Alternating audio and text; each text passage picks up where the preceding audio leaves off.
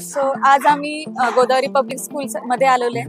म्हणजे ऍक्च्युली आमचा हाच विचार होता की आम्हाला आमच्या मुलीसाठी म्हणजे आता ती जस्ट प्ले ग्रुपमध्ये, पण आम्ही नाशिकमध्ये ह्याच सर्चमध्ये आत्तापासून की आम्हाला जे तिच्यासाठी जर पुढे ऍडमिशन घ्यायचंय लाईक नर्सरीला किंवा तिथून पुढे जे कंटिन्यू करायचंय तर कुठली चांगली स्कूल आहे. आणि त्यातही आम्ही शक्यतो SSC वगैरेच्या नव्हतोच आणि ICSE पण नाही, तर CBSE मध्ये त्यातल्या त्यात कुठली चांगली आहे तर ह्याच सर्चमध्ये होतो. तर गोदावरी पब्लिक स्कूल आम्ही येताना जाताना बघायचो, बट ॲज सच ती कधीपासून स्टार्ट होते वगैरे या रिलेटेड आम्हाला काही आयडिया नव्हती.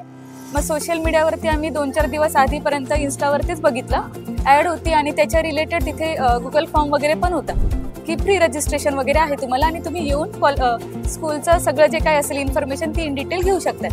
आणि संडेला होती तर त्याच्यामुळे ते एकदम चांगलंच होतं की फिजिबल आहे आम्हाला आमच्या जॉब रिलेटेड वगैरे पण. सो आज आम्ही इथे आलो आणि जे एक एन्व्हायरमेंट आहे ते खूपच जास्त रिफ्रेशिंग आहे.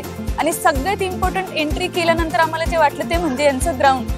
इतकं म्हणजे खूप कमी स्कूल अशा आहेत नाशिकमध्ये आत्ताच्या घडीला पण की ज्याच्यामध्ये ग्राउंड अवेलेबल आहे आणि मुलं खेळू शकतात, कारण ती बेसिक नीड आहे जी आम्हाला घरी वगैरे पण म्हणजे नसतं, आपल्याकडे एवढी स्पेस नसते, असेल तर पार्किंग वगैरे.